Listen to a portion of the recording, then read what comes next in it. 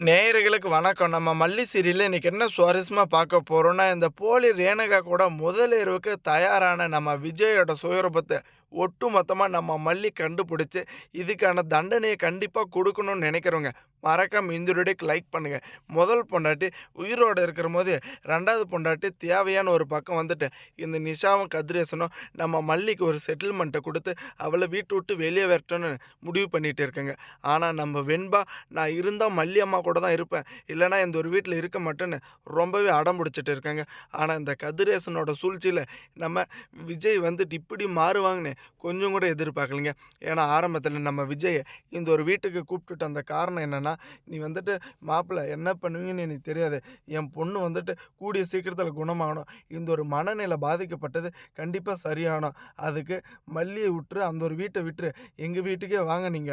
நீங்களும் வெண்பாவும் இந்த ரேணுகா கூட வந்துட்டு டைம் ஸ்பெண்ட் பண்ணீங்களான்னா, கண்டிப்பா ரேணுகாவோட வந்துட்டு மனநிலை சரியாயிடும்." அப்படின்ற ஒரு நோக்கத்துல தாங்க இந்த ஒரு வீட்டுக்கு கூப்பிட்டுட்டு வந்தாங்க. ஆனா இங்க கூப்பிட்டு வந்து இப்படியெல்லாம் வந்துட்டு பண்ணுவாங்கன்னு கொஞ்சம் கூட எதிர்பார்க்கல.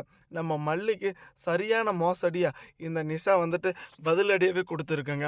ஏன்னா மல்லி வந்துட்டு இதுக்கு மேல வந்துட்டு இந்த ஒரு வீட்டுக்கு எந்த ஒரு யூஸும் இல்ல. அவ திரும்ப வேலைக்காரின்ற ஒரு நெனப்பிலே இருக்கட்டும். அவள வந்துட்டு டைவர்ஸ் பண்ணிட்டு, அவள வந்துட்டு சும்மாலாம் இருக்க தேவல்ல. அதுக்கான ஒரு பணத்த வந்துட்டு குடுத்துட்டு அவ டைவர்ஸ் நோட்டீஸ்ல கையெழுத்து போட்டுட்டோம். முதல் பொண்டாட்டி உயிரோட இருக்கும்போது, இதுக்கு மேல மாமா நீங்க வந்துட்டு ரேணுகா கூட தான் வாழணும் அப்படின்ற ஒரு நோக்கத்துல இந்த நிஷாவும் வந்துட்டு சரியான பதில தாங்க குடுத்துட்டு இருக்காங்க.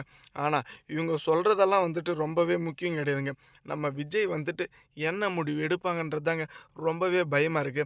நம்ம வெண்பாவும் வந்துட்டு ரொம்பவே மனநிலை பாதிக்கப்பட்ட ஒரு நிலைமையில தான் இருக்காங்க.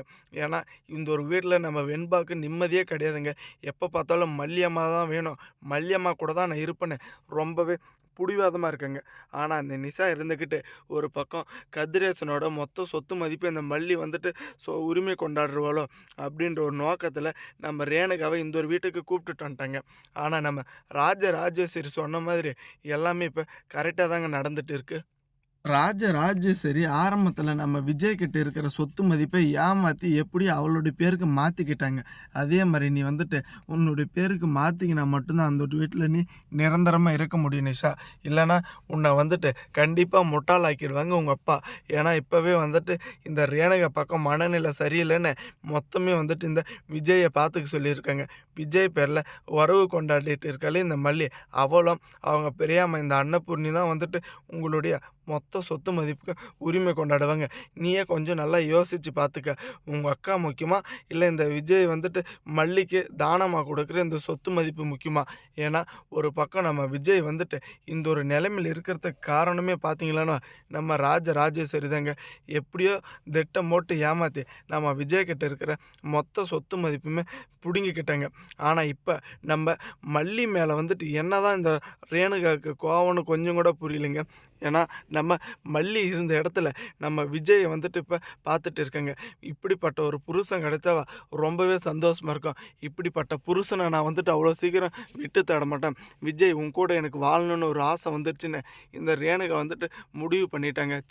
மனநிலை பாதிக்கப்பட்ட மாரி நடிக்க வந்தவளுக்கு நம்ம விஜய் மேல காதலான்னு பயங்கரமான ஒரு கேள்விக்குறி உண்டாக போகுது. கண்டிப்பா இந்த ஒரு உண்மை நம்ம ரகுவுக்கு மட்டும் தெரிய வந்துச்சு.